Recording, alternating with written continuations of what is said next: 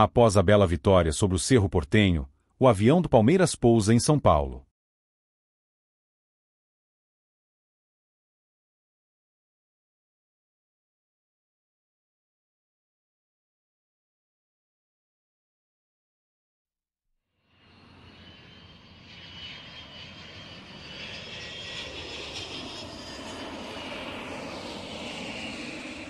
O time muito tietado pela torcida no saguão do aeroporto, agora começa a se preparar para enfrentar o São Paulo no domingo às 5:30 da tarde. Vai ser um jogaço de bola, entre o líder e o último invicto. Esse jogo promete. Deixe seu like e se inscreva no canal Verdão Raiz para saber tudo sobre o Verdão.